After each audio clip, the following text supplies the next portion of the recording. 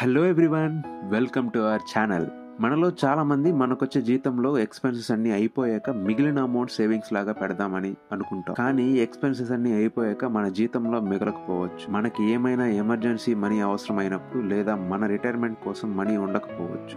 So ఇలా ప్రజలు ఇబ్బంది పడకూడదు అని గవర్నమెంట్ ఇంప్లిమెంట్ చేసిన initiative provident fund. Provident fund చూసుకుంటే మనకి 3 టైప్ ఆఫ్ ప్రొవిడెంట్ ఫండ్స్ ఉన్నాయి. ఫస్ట్ ఇది పబ్లిక్ ప్రొవిడెంట్ ఫండ్. ఇది ఒక గవర్నమెంట్ సేవింగ్ స్కీమ్ అండ్ పేరులో చెప్పినట్టుగా పబ్లిక్ ఎవరైనా ఈ స్కీమ్లో ఇన్వెస్ట్ చేయొచ్చు. పబ్లిక్ ప్రావిడెంట్ ఫండ్ గురించి డీటెయిల్స్ తెలుసుకోవాలి అనుకుంటే డిస్క్రిప్షన్లో వీడియో లింక్ మెన్షన్ చేశాను. ఇక రెండవది ఈపీఎఫ్ అంటే employee provident fund. Employee provident fund అంటే ఇది one of the popular saving scheme.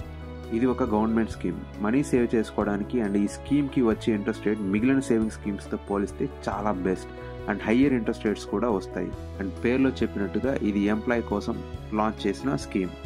ఈ స్కీమ్లో భాగంగా మన బేసిక్ శాలరీలో నుంచి 12% మన ఈపీఎఫ్ అకౌంట్లోకి డిపాజిట్ చేస్తారు. ఎంప్లాయీ బేసిక్ శాలరీ నుంచి 12% అండ్ ఎంప్లాయర్ అంటే మనం వర్క్ చేసే కంపెనీ ఇంకొక 12% మన ఈపీఎఫ్ అకౌంట్లో డిపాజిట్ చేస్తారు. ఫర్ ఎగ్జాంపుల్ మన శాలరీ 50,000 అండ్ అందులో మన బేసిక్ శాలరీ 20,000 అయితే 20,000లో 12% అంటే 2,400 రూపీస్ ఎవ్రీ మంత్ మన శాలరీ నుంచి డిడక్ట్ అయ్యి ఈపీఎఫ్ అకౌంట్లో డిపాజిట్ అవుతుంది. అంతేకాకుండా మన ఎంప్లాయర్ ఇంకొక 12% అంటే 2,400 రూపీస్ మన ఈపీఎఫ్ అకౌంట్లో డిపాజిట్ చేస్తారు.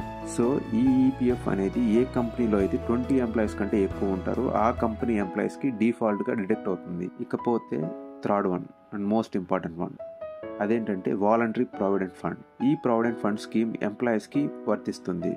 పేరులో చెప్పినట్టుగా ఇది ఒక వాలంటరీ ఇన్వెస్ట్మెంట్. అంటే ఎంప్లాయీ ఇంట్రెస్ట్ ఉంటే ఇందులో ఇన్వెస్ట్ చేయొచ్చు, డిపాజిట్ చేయొచ్చు. ఈపీఎఫ్లో భాగంగా మన బేసిక్ శాలరీ నుంచి 12% డిఫాల్ట్గా డిడక్ట్ చేస్తారు.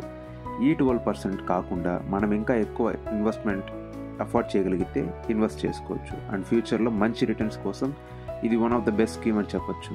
మన బేసిక్ శాలరీలో నుంచి 12% డిఫాల్ట్గా డిడక్ట్ చేస్తారు. ఇంకా రిమైనింగ్ 88% ఆఫ్ ద బేసిక్ శాలరీలో నుంచి మనకి ఇష్టమైన పర్సంటేజ్ ఆఫ్ అమౌంట్ డిపాజిట్ చేయొచ్చు. 10%, 20% ఇలా ఎలాంటి పర్సంటేజ్ ఆఫ్ అమౌంట్ అయినా సెలెక్ట్ చేసుకోవచ్చు.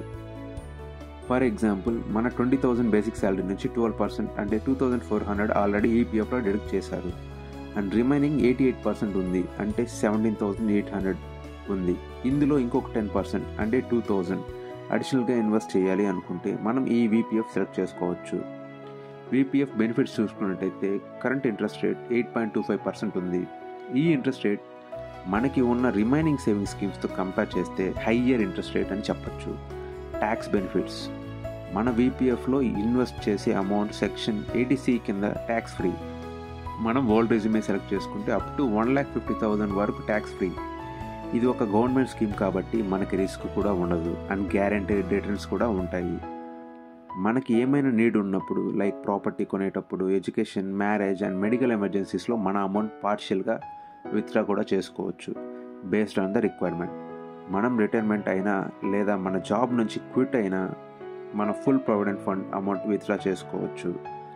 ఈ స్కీమ్కి ఎలా అప్లై చేయాలి అనేది ఇప్పుడు చూద్దాం. వీపీఎఫ్కి మన ఎంప్లాయర్ దగ్గర రిక్వెస్ట్ రైజ్ చేయొచ్చు. మన ఎంప్లాయర్ దగ్గరికి వెళ్ళి నేను ప్రావిడెంట్ ఫండ్ కాంట్రిబ్యూషన్ పెంచాలి అనుకుంటున్నాను అండ్ ఇంత పర్సంటేజ్ పెంచాలి అనుకుంటున్నాను అంటే వాళ్ళు మన శాలరీ నుంచి వాలంటరీ అమౌంట్ కూడా డిడక్ట్ చేసి మన ఈపీఎఫ్ అకౌంట్లో డిపాజిట్ చేస్తారు. ఇక్కడ మనం గుర్తుపెట్టుకోవాల్సిన విషయం ఏంటంటే మనం 12% కాంట్రిబ్యూట్ చేసే అప్పుడు మన ఎంప్లాయర్ కూడా 12% కాంట్రిబ్యూట్ చేస్తారు. సో మన కాంట్రిబ్యూషన్ పెంచితే ఎంప్లాయర్ కూడా పెంచుతారు అనుకుంటే పొరపాటు. ఎంప్లాయర్ కాంట్రిబ్యూషన్ 12% ఫిక్స్డ్గా ఉంటుంది అండ్ ఈ వీపీఎఫ్ మన కాంట్రిబ్యూషన్ నుంచి మాత్రమే డిడక్ట్ అవుతుంది ఎవ్రీ మంత్. సో ఎవరైనా బెస్ట్ ఇన్వెస్ట్మెంట్ కోసం చూసుకుంటే ఈ స్కీమ్ ఒకసారి కన్సిడర్ చేయండి అండ్ మీ కొలీగ్స్ అండ్ ఫ్రెండ్స్కి ఈ ఇన్ఫర్మేషన్ కూడా షేర్ చేయండి. ఇలాంటి ఇన్ఫర్మేషన్ ఇంకా మీ ముందుకు రావాలని కోరుకున్నట్టయితే please like, share and subscribe. మీకోసం, మీ రేపటి కోసం 9999 థ్యాంక్ యూ.